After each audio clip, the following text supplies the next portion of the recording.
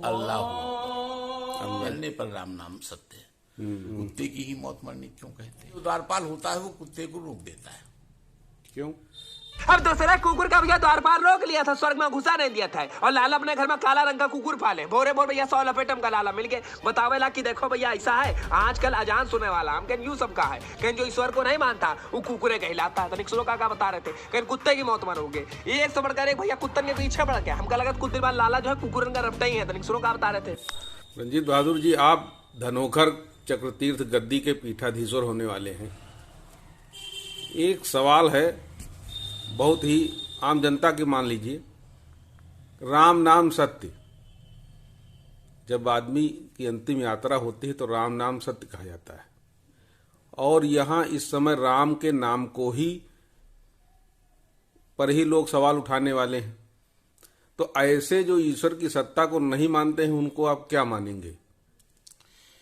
देखिए, युग में एक बड़ा परिवर्तन ये देखने को मिल रहा है जी, और ये आज से नहीं, ये काफी समय इसको हो गए हैं।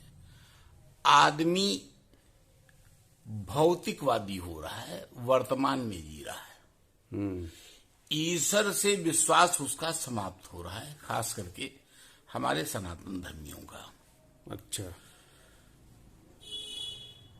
मैं एक उदाहरण के साथ इस बात को समझाना चाहूंगा।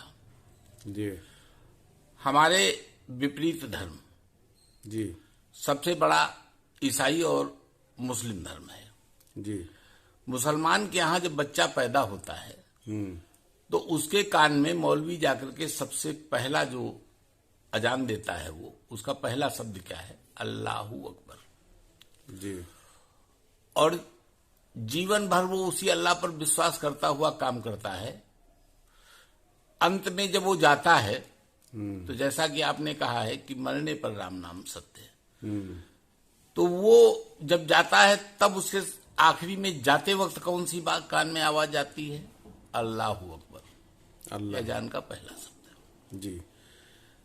आज यही कारण है, देखिए फर्क मैं करने जा रहा हूं, आज यही कारण है कि वो ईश्वरवादी हैं। वो ईश्वरवादी हैं इसलिए वो सुखी रहते हैं, संतुष्ट। वो धनिया मिर्चा भी बेचेंगे, पंचर जोड़ेंगे, कुछ भी करेंगे, लेकिन वो संतुष्ट हैं अपनी जिंदगी से।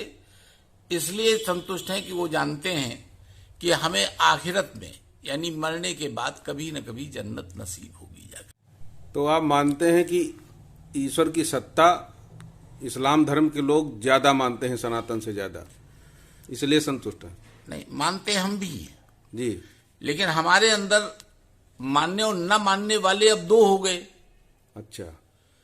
हमारे यहाँ ईश्वर को मानने वाले भी हैं और न मानने वाले भी हैं, जो भौतिकवादी कहे जाते हैं, जो वर्तमान में जी रहे हैं। नहीं तो उनको आज क्या मैं कहेंगे? एक प्रश्न पूछना चाहता हूं केवल आपके माध्यम से उन लोगों से, और आपसे भी सवाल करना चाहता हूं दुनिया से। आज हमारे भारत में और दुनिया के अंदर इस भौतिकवाद के कारण एक आप रिसर्च करा लीजिए, कितने लोग इस बात पर संतुष्ट हैं जो ये जिनको जितना मिला है कहते हैं हमें पर्याप्त मिल गया, अब हमें कुछ नहीं चाहिए, हम अपने जीवन से संतुष्ट हैं। आज इस भौतिकवादी युग में एक भौतिक सुख प्राप्त करने की होड़ मची हुई है। कौन कितना लूटना चाहता है, कितना पाना चाहता है, द्वंद्व इस बात का है। लेकिन संभवतः वो इस बात को नहीं जानते हैं कि ईश्वर विमुख व्यक्ति का अंत क्या है। क्या है, यही तो पूछ रहे हैं आप? एक दृष्टांत बताना चाहता हूं। धर्मराज युधिष्ठिर जी जीवित स्वर्ग जाना चाहते थे, उनके भाई सब बीच में खत्म हो गए। एक कुत्ता उनके साथ लगा हुआ था। जब धर्मराज युधिष्ठिर स्वर्ग के द्वार पर पहुंचते हैं तो स्वर्ग का जो द्वारपाल होता है वो कुत्ते को रोक देता है। क्यों? इसलिए कि कुत्ता स्वर्ग में नहीं जाएगा। कुत्ता स्वर्ग में नहीं जाएगा। युधिष्ठिर कहते हैं कि नहीं, हम ले जाएंगे, हमारे साथ आया, हमारा साथ निभाया, इसलिए मतलब हम इसको ले जाएंगे। तो युधिष्ठिर कैसे ले गए कुत्ते को फिर? देखिए, वो तो साक्षात धर्मराज साथ ही चल रहे थे, बाद में उन्होंने अपने दर्शन दिए, वो चले गए। लेकिन मैं उसी स्वर्ग के लिए, उसी स्वर्ग में जिसमें कुत्ता को जाने से रोका गया, देखिए मैं इशारे की बात कर रहा हूं, मैं समझाना चाहता हूं इस बात को और सबको समझाना चाहता हूं। ऐरावत हाथी इंद्र की सवारी है जी, स्वर्ग में जाता है। हाँ वो भी पशु है। गणेश की सवारी चूहा है, वो जाता है जी। पक्षी गरुण जाता है। माँ देवी की शेर सवारी है, अगर जाएंगी तो गेट पर तो नहीं खड़ा करके जाएंगी, अंदर जाता है। यानी सारे पशु पक्षी जा सकते हैं लेकिन कुत्ता नहीं जाता है।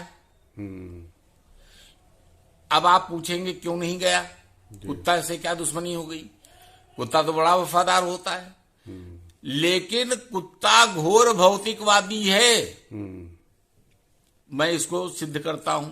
आपके घर में 2 कुत्ते पले हैं, एक थाली में खाना खिला लेंगे आप उनको।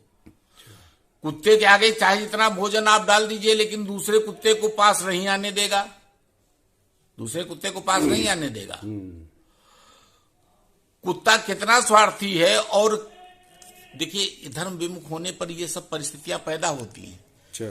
कुत्ते का कोई आहार निश्चित नहीं है, इसलिए कि वो उसकी आस्था ही नहीं किसी चीज पर रही होगी। भगवान पर आस्था होती तो स्वर्ग चला गया होता वो भी।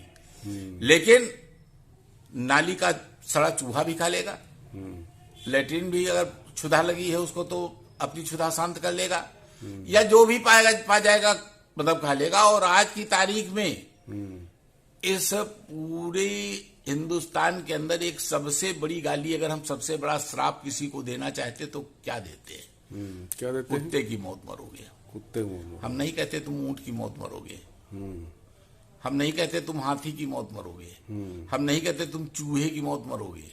बकरा रोज काटा जाता, हम नहीं कहते तुम बकरे की मौत मरोगे। मुर्गा रोज हलाल होता, हम नहीं कहते तुम मुर्गे की मौत मरोगे। कुत्ते की ही मौत मरनी क्यों कहते हैं? का मानना है कि कुत्ते की मौत मरना जो है, जो ईश्वर को नहीं मानते हैं वो कुत्ते समान है।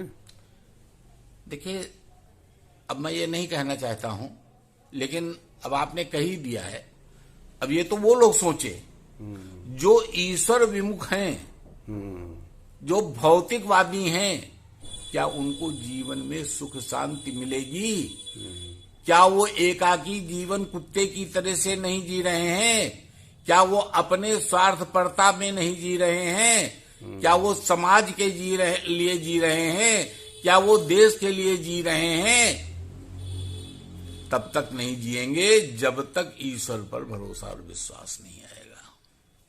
लेकिन जो राम नाम की बात है, तो जो राम को अस्तित्व पर सवाल खड़े कर रहे हैं, तो क्या जब वो उनकी अंतिम यात्रा में क्या पढ़ा जाएगा, क्या कहा जाएगा? देखिए, मैं यही तो कह रहा हूं कि हमारे यहाँ, हमारे सनातन धर्म हिंदू धर्म में हम जिंदगी भर यही डिसाइड नहीं कर पाते हैं कि राम है कि नहीं है। कोई कहता है राम पैदा नहीं हुए थे, कोई कहता है राम एक कहानी है, कोई कहता है कि राम का कोई चरित्र नहीं। ईश्वर पर ही लोग आस्था नहीं व्यक्त कर रहे हैं, ईश्वर को ही मानने को तैयार नहीं।